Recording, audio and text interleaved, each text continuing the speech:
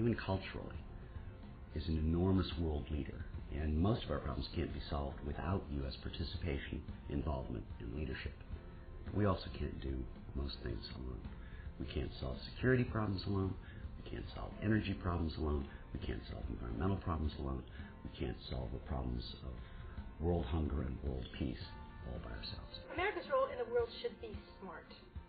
We should have a foreign policy that's based on working well with all of our friends and allies to make this a safe place for everyone.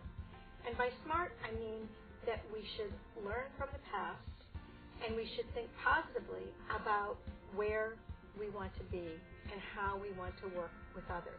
We've also understood that American leadership comes not as our carrying the burden all by ourselves or carrying the flag just to slay dragons abroad, but recognizing that by working with others, we can create a safer and more peaceful world for ourselves and for others. And that's the kind of world that we want to live in. It's a better world for us.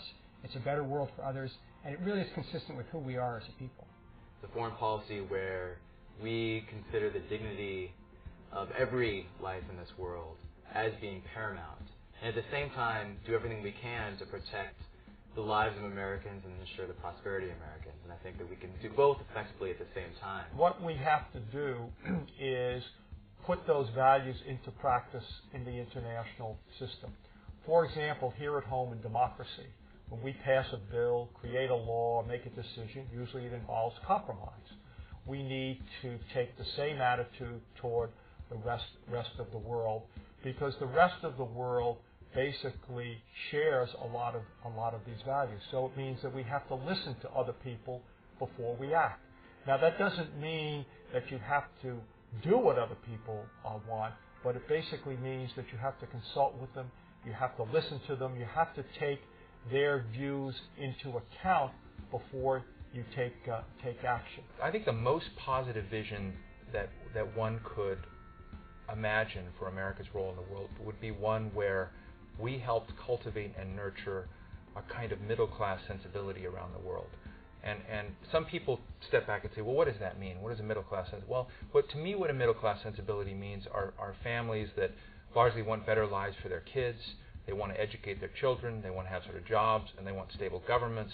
They essentially want most of the facets of what we have in America, what Europe has, what Japan has, sort of the semblance of modernity. My positive vision is rooted very much in the idea of an America that could play the leadership role as the world undergoes an enormous transition. On the positive side, it's a transition that brings countries from all over the world together as never before. On the negative side, it's one that requires cooperation because that interconnectedness brings with it all sorts of risks.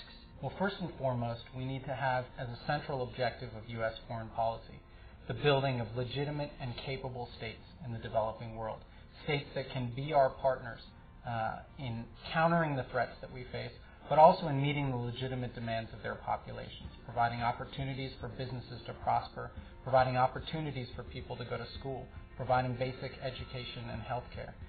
We need to work to develop those sorts of governments, because those governments are likely to be sustainable in the long term and likely to be the kind of partners that we can work with. When we deal with the world, when we take on issues like terrorism or economic interests and the like, we should be high-minded in our approach and understand that people have great respect for the United States because of our democracy, because of our justice system, because of the way we treat people. And therefore, as we go about this business of dealing with the rest of the world, we should be more conscious of what really influences them. And our democracy influences them much more than our military power. Right now, the end of the Cold War left us with a great opportunity to redefine where we're going in the world. In the 90s, we were a little bit lazy. We really never paid that much attention to it. 9/11 has really refocused our attention on this issue. And this is an opportunity for the United States to pick up and dust off the mantle of its great traditions of international cooperation, of arms control treaties, of teamwork, of trying to garner the resources and the cooperation to solve some of the big global problems that we see today. I think the United States is an extraordinary moment in its history. Not just the things we have to do to be secure, prosperous, to continue promoting our values here at home, but the opportunities we have abroad. The United States is, at the moment, in possession of more incipient power than any other country in virtually the history of the world. Political, military, economic, cultural. The question is whether we use this in positive ways to help shape a world in the future that's going to work for us and be secure and helpful to us, because it also does these same things for other countries.